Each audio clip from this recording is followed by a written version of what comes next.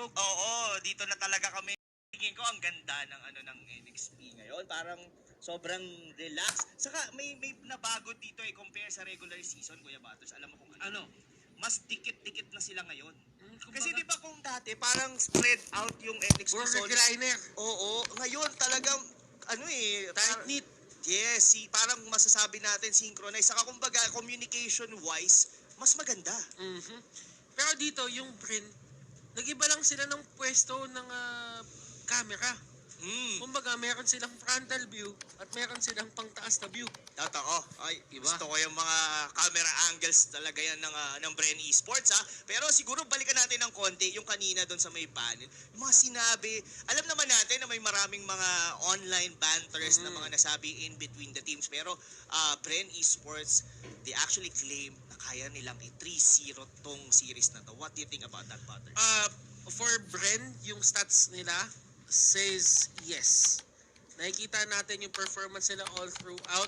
There's this thing for Bren Esports na kaya talaga nila gawin yun. But the thing is, tatandaan natin, iba ang BO3 sa BO5. So, ibig sabihin, if you lose 2 games ng diretso sa BO3, ibig sabihin, wala na. But if you lose 2 games sa BO5, meron ka pang isang chance para mabago yon at makapag-adjust. So, yun yung tingin kong dapat gamitin ng NXP Solid dito in terms of their advantage na kapag ka dumating na at nakapag-release na ng dalawang strategy, bigla dito yung Bren, baka malay mo, simula pa lang ng game, gulatin na agad tayo ng NXP, hindi natin alam. But right now, the clear favorites for this is going to be Bren Esports, lalong-lalo na sa stats. I agree with you, Butters. Pero yun din kaya ang naisip dito ng dalawang teams as NXP Solid are willing to give Fuse one of his successful hero, which is the Silida. Kung mapapansin mo pala dito, no, NXP style of banning is almost the same as Aura PH kanina. The Barats and the Uranus. Meanwhile naman dito, sa Bren Esports, you can clearly see na they are targeting the heroes ni H2O. They know that H2O dito is going to be the X factor talaga kasi for the side of NXP Solid. So, might as well give the other players yung mga hero nila na may mga X factor sila. Then, ang gawin mo is talagang ipitin mo si H2O in a play na parang hindi siya makakagalaw ng komportable. Tignan mo yung ginawa nila dito. Kinuha agad nila yung Lancelot para kahit anong kunin ng NXP Solid dito, wala nang mas bibilis doon. Kasi nakuha na din naban na din ng Bren Esports dito yung Roger and yung Harris na nilalaro usually dito ni H2. Yeah. That's a good point, honestly, Butters, ha? Pero speaking of the draft, medyo complex pa dito for the side of Bren. They have here one of the strongest side lane. And of course, Lancelot ni Carl TC, we all know what he is capable pagka hawak niya ang hero na yan. And again, yung kay Few. Meanwhile naman, nandito pa rin naman yung signature hero. Yes, it's the win rate 37.5% na nakikita nyo sa inyong harapan. Pero whenever H2O is using the Ling, regardless they win or lose that match, laging siya ang X factor just like Butter said. Now, for the side lane dito, would you think that Cho gonna be a side lane, a Rene J hero, or is it gonna be a tank? Para sa akin, automatic kasi ang NXP Solid kapag kumuha sila ng Cho, it's going to be a Rene J hero. I see. Hindi sila yung team na gumagamit ng Yawi tank Cho. Hindi nila galaw yun. It could be the adjustment na ginawa nila, who knows, pero as the stats say, si Cho ay madalas ginagamit ni Rene J. Yes. And we also know that Yawi, katulad nga, well, in-expect din siguro yung ni Bren, or ng Bren, yung sinabi mo, Butters. Kasi kung makikita mo, they still ban the Kufra. Kasi alam nga nila na hindi pa rin yan ang hero ni Yawi. And one of the successful heroes, of course, ni Yawi, it's Kufra. And are they gonna be kasi kung iisipin mo, no, si Yawi is like somehow like a Chakno. In terms of the hero pool and even on how he actually plays. May napapansin ako dito sa side ng NXP Solid, halos lahat ng mga skills nito, yung mga ultimates ng mga course nila, pabilog. So sino yung nag-benefit sa mga ganyan? Atlas. They could go for an Atlas right now for NXP Solid, and I wouldn't be surprised kasi isa yun sa mga hero ni Yawi din. Totoo yan.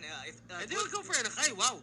Well, pabilog din yan. Pabilog din yan, actually. Bilog na siya, level 1 pa lang si Akai. But, umiikot siya, so it still makes sense. And This is actually a welcome adjustment na ginawa na NXT Oo. Solid. Tatandaan natin na for the longest time, ang sinasabi ng panel natin na ang ano daw, ang nag-aakay lang daw sa MPL dito at nag-utilize talaga ng tama is Blacklist International. Mhm. But right now, NXT Solid, gumawa na rin sila ng ways nila para ma-incorporate yung akay dun sa playstyle na gagawin nila. Oo eh. Actually, ang ganda nung nung adjustment na pinapakita rito ng NXP Solid. This is not the usual, the first three heroes were the usual, pero yung Akai as a tank for Yawi, this is gonna be the first. And like what said, Blacklist lang yung nag-utilize nito. And this is one of their signature heroes. Even coming sa qualifiers is their Carmilla.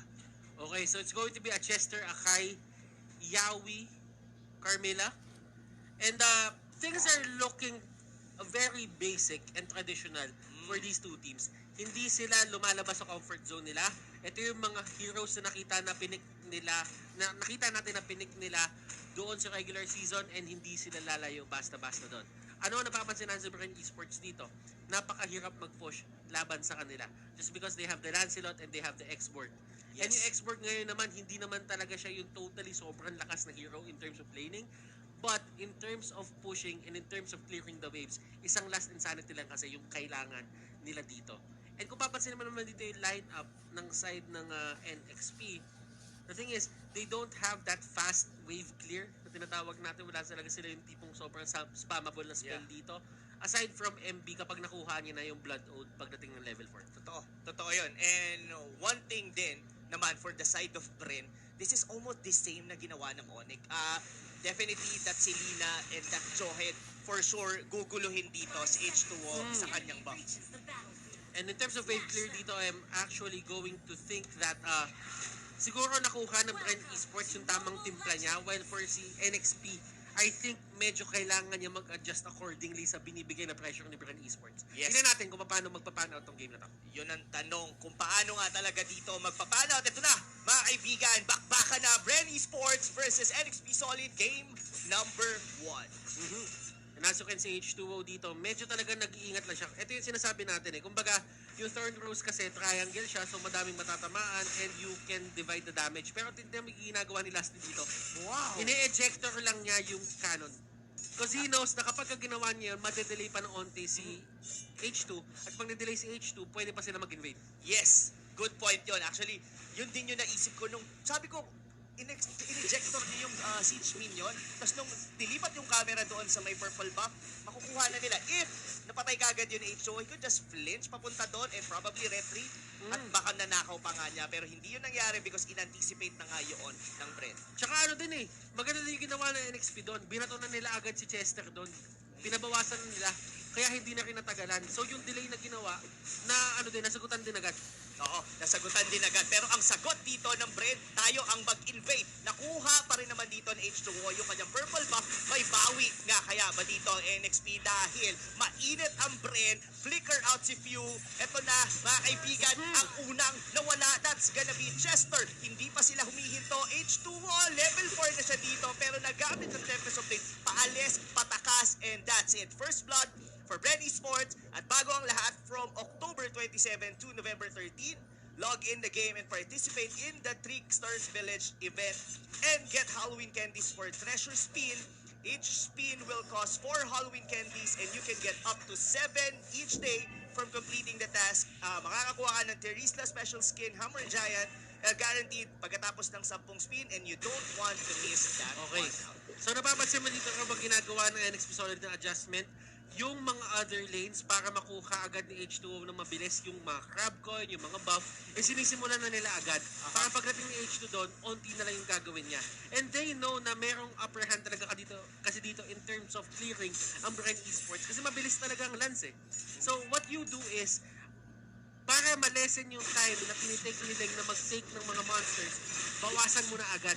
Para hindi na siya problema na lumipat doon sa kabilang area naman. Yes. Parang parang sinusubo mo na papunta kagad sa kanya the resources he actually needs. Meanwhile, on the top lane, looks like Flat PC yung medyo nananalo in this engagement. Pero I guess, hindi pa rin siya pwedeng maging overconfident dahil pwede pa rin siyang masipa, papasok doon sa may tore ni Rene J. Yawi here are forced to use the vengeance. Pero yung unad niya dito, mawawala because Carl TC will be there. Hurricane Dance, pinatalsik, pinalayo lang dito pero umikot na rin dito si Kuya Moribo. Out na muna ang squad ng Bren Esports Dale.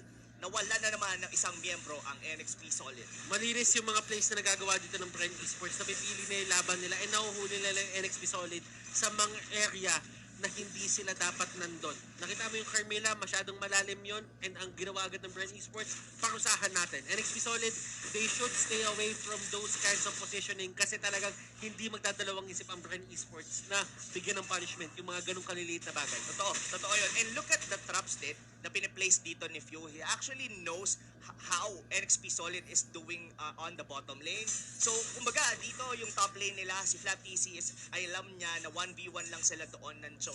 I think yung Selena dito, they're not definitely just getting simple pick-up. Pero mamaya na yan. Dahil si Flat PC yata ay papalag naman dito kay Renny J. Pero Carl TC, nandito na yung kapatid. Ika'y mawawala. Another one na naman para sa Bren Esports. Ito yung nakikita natin kanina sa Onyx na parang every single time na merong duel na nangyayari, merong backup agad yung kanilang mga teammates.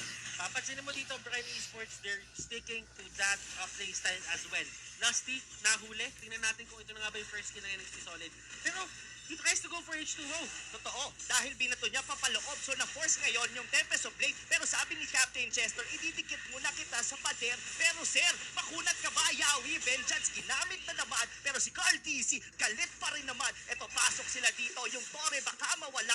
Kung si Chester sa may bandang likod, oh my God, patay ka ngayon! Bren Esports, manhandling itong early game ng NXT Solid. And right now, they can't do anything. Yung kanilang sidelines dito is level dependent and item dependent at the same time. Si Alice dito, kailangan niya pa yung stacks niya para doon sa magandang blood oath mamaya. Ito naman si Renny J, kailangan niya yung BOD niya at mga 1v1 situation para magamit niya sa full potential yung high-end right. Totoo yan. Now, what we're really seeing right now, Butters, is that unti-unti na lumiliit na naman dito or rather lumiliit ang mapa dito ng NXP Solid.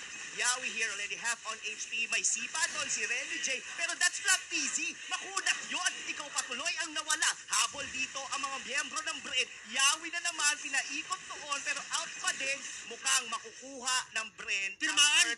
May tinamaan sa pool. Si MB. Pero buhay pa rin naman, Butters. Pero ang sagot dito naku po, Tinamaan na naman! may magnet, tol! Sa pool! Baka few. yan. Ang idol ng mga kids. Pero ang mas idol ko ngayon, si Chester na umikot, pero patay pa rin yung bata, mga idol. Yawi, dito, mukhang mawawala, pero kalahati na naman dito. I think the Carmela dito, mga kaibigan, is not doing what's intended para sa kanya. Okay. Tingnan natin yung side dito ng NXP Solid kung ano ginagawa nilang tama. Ito yung isang bagay.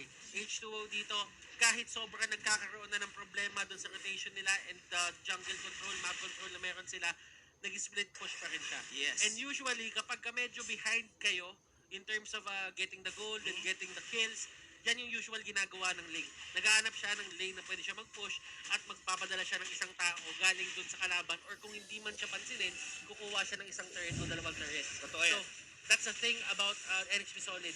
May nagagawa pa silang tama at this stage of the game and that is a good sign if they want to come back from this. And one good sign is napatay din nila si Lusty doon. So at least meron pa rin nangyayari dito for NXP Solid in the terms of H2O. Pero si Yawi na naman dito ang nakita ng mga tropa dito sa Bren Esports. Out na muna siguro dahil si Renny J sa likod. Siya na lang ang ating ipunto. Pero yun nga, going back sa sinabi mo, Butters, this is what we've seen to Signal Ultra yesterday. Yung link nila was just forcing a reaction doon sa kalaban. And this is exactly what H2O is doing right now. Oo, and H2 kasi, isa yan talaga sa mga hindi nawawala sa kanya. Kaya nga siya tinawag na, para sa akin, isa sa mga pinaka-consistent na course dito. Yes, nagkakaroon sila ng problema as a team ngayon, pero hindi pa rin siya nawawala sa role niya. Yeah, oo nga.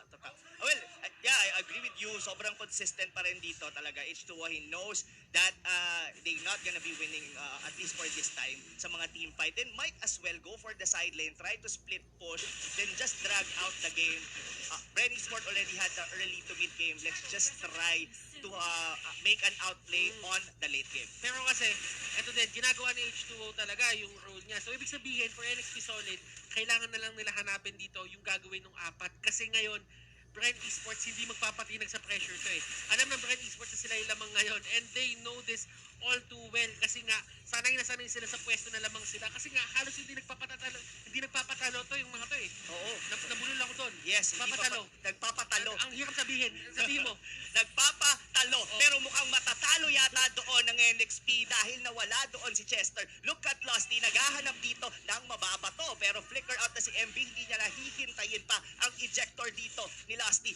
Now, what is really happening now, Waters, for this side? What's the winning condition for NXP Solid? The winning condition for NXP Solid is to take this to a very late game. Kasi nakita na natin to, yung Lance kasi medyo reliant talaga siya in terms of using yung kanyang skills. So as long as you can outlive yung skills dito nung Lancelot, magiging okay yung damage output nyo. Pero kasi ang problema, hindi naman nahayaan ng Bren Esports dito. Kasi ang gagawin na ng Bren Esports dito, paparaksahin na kayo na paparaksahin na gumawa ng mali. Yes, totoo yan. And one thing din is that the composition of NXP Solid is somehow like for a 5v5 team fight. Kasi yung isipin mo, the Carmilla works best pag mas marami kayong magkakatabi from its ulti. Di ba parang... wala pa tayo nakikita ng isang full-blown team fight eh. Wala pa tayo talaga. Well, it somehow makes sense kasi hindi pa rin talaga capable yung NXP Solid. I mean, the sustain coming from the Selena, hindi niya pa kaya. Specifically dito, yung damage ni Carl PC, kayang-kaya pa siya ditong mabura. It's a Rebo dito. Inaagaw niya etong buff. Etong side ng NXP Solid. And i-concede talaga yun. I-concede talaga ni H2O yun. Alam ni H2O na hindi niya afford magbato ng retribution ngayon. Bakit?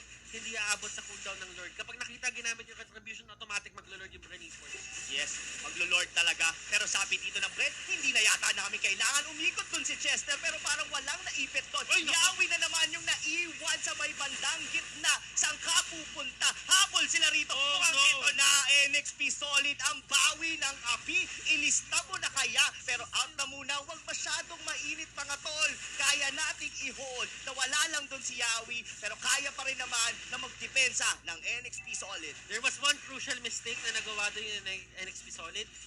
Naipit ni Chester si Carl. Yes. Carl didn't have Purify. Ang nangyari, nasipa ni Renny J palabas.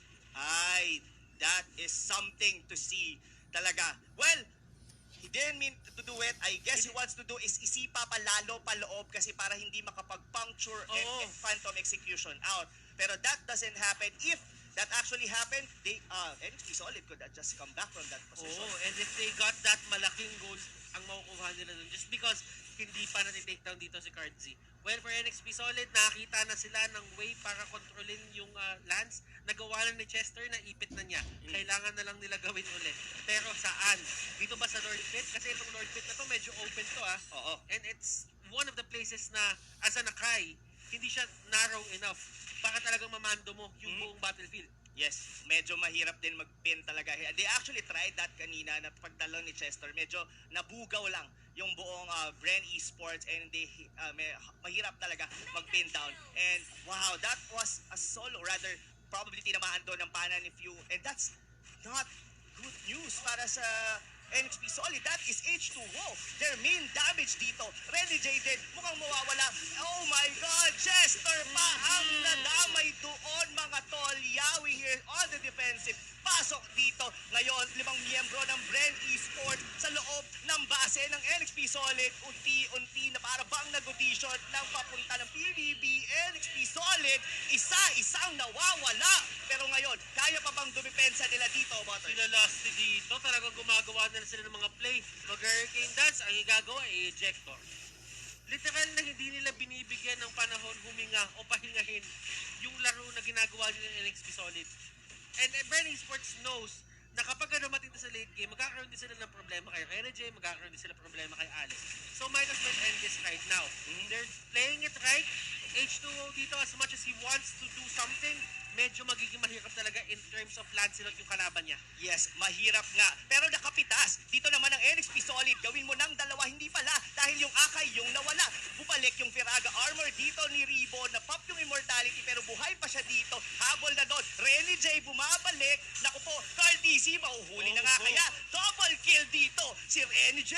Carl TC na ang kanyang isusunod. Kaya ba? Naku, may damage yata tayo dito na magaganap. That's gonna be the Lancelot ni Carl TC. Siya na mismo ang tatapos. Ilista na ba ng Bren dito dahil kanila ang unang panalo? And ito yung playstyle na alam na sa Bren Esports. Yung run and gun setup na ginagawa nila. Bren Esports being very aggressive. Nakita nila yung weakness ng lineup dito ng side ng NXP Solid.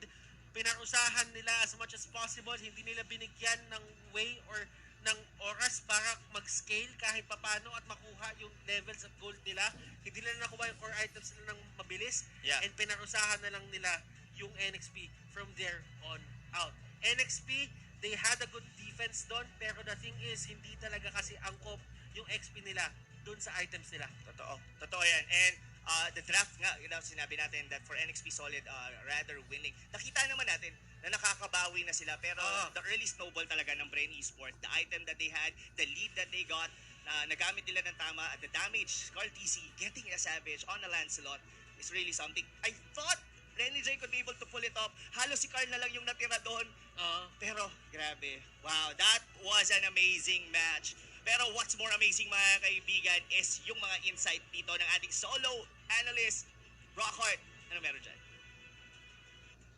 We're actually still a little shocked there by the performance of Bren Esports versus NXP. Welcome, the solo analyst. Ako nga pala si Rockhart at let's try to break down what happened between Bren and NXP there in that game. Let's go to the items right away because kita nyo naman, simulang-simula pa lang, they were very aggressive, right? And they did a phenomenal job in making sure na si Carl TZ ay dumamang dun sa game na yon. And despite that loss for NXP, I'm still super impressed. Even in time na parang sobrang nalugi na yung NXP, si H2O pa rin talaga siguro niya na hindi siya masyadong magbitas. And yung dulong moment na yun, akala ko nga yun na nga yun eh. Akala ko yun yung turn around moment. After that, kung makalaban siguro sila, kung ma-takedown nila si Carl TZ nun, that would have been it. Yun na yun. Yun na yung iniintay nila kanina pa. And despite losing out on multiple lanes dito sa game na to, nakadali pa rin sila ng isang victory. Again, I would like to see a better draft here. I think Tiawi is definitely solid. It's gonna be more solid on the tank. On like a solid tank talaga na they're trying to swap out roles like sabi nga natin ng panel kanina, pero it really doesn't work out well. So we're hoping to see something change in terms of that support and tank department. Now on the post-match data naman, definitely a lot of control. Napakaganda ng control ng Bren Esports dito. Sa game to 8-3 in all in both orange and purple buff. And tower agad ang gusto. Tower agad ang hinahabol ng Bren Esports dito sa game na to. And complete turtle control as well. It's yung lineup ng Bren Esports, medyo classic to no? Wala masyadong pinagbago sa pinaplay nila mula nung regular season pa. Pero they've shown na kayang-kaya nilang patakbuhin to ng napaka-effective. And yun naman din ang impressive sa Bren Esports. Like, even though they can use the old meta, still, it's pretty much gives the same results as they did in the regular season. But let's go to the replays. I think dito madami tayong moments na makitang the power of Bren Esports. Hindi mo talaga makakaila. Right there, as you can see, it's very difficult to make a Harmila work in the early game. Chester, most of the Hurricane dances were defensive. So talagang they're focusing on keeping alive. Staying alive lang talaga mga tol. Trying not to die. Pero again, magnet arrows by few. Mahirap ibigay ang Selena sa Bren Esports. Napakagandang resulta ang nabibigay niyan tuwing nahawakan ni few kahit sino pa ang kalaban. Again, small moments pag nagkasama-sama ang NXP, pag nakabuelo sila, kita nyo naman may laban. Pero again, when Bren Esports goes first, yun ang nagiging problema. At kaya nilang i-follow through dire-diretso up until the later parts. Again, overall, the Hurricane dances, we need to see more of that in the offensive way kung pipiliin nila mag-hide, it needs to be more on the offensive and not on just keeping people alive. Good job kay Carl dito. I wish we could slow-mo this. Ito na yun eh. Kala ko turning point na to. H2O was doing a great job in holding everything steady. Yan, salamat. And ito na yun eh. Kaya nilang i-take down to. But again, perfect timing on the forehand rows. H2O was even on the finish points waiting for the perfect moment. Pero ang nangyari, si Carl TZ pa ang nakadali. And that was picture perfect. Right there for Bren Esports. He's definitely gonna be MVP here. 9-0 and 7 dito sa Lancelot na ito. The second Savage ng MPL Season 6. Yung una is si Few. Nung nag-Eudora naman siya nung Week 8. At talaga naman, Bren Esports, they know how to get the ball rolling. Ika nga nila. And that's very, very impressive coming in from the guys in yellow and black. So will we see another one like that? Posible. Download game ba? Posible din. Makita natin yan, of course, in the next game that we will have. Pero bagong lahat, scan nyo muna ang QR codes dyan sa baba ng screen nyo. Support Bren Esports naman. And I'm sure madami na kayong nakitang mga posts sa social media nyo. Mamaya na tayo mag-post dyan. I-scan muna natin, i-follow muna natin sila using these QR codes. Same with NXP Solid. For sure, kadalasan manonood natin, naka-follow na kayo. So, you're pretty good. Pero kung hindi pa, yan, use your phone, scan those QR codes as well. Same with the official MPLPH Facebook page. Diyan lang tayo kumuha ng source, ng news sources. At yung stream, dyan din tayo manood. Huwag na tayo dun sa mga pirata. Right there, fill the survey to win rewards. Namimigay din ang Muto na rewards. Mga nag-fill ng survey na yan, balita ko. So might as well do that as well, diba? Salamat Muto, salamat Muto. Napakabait. And of course, after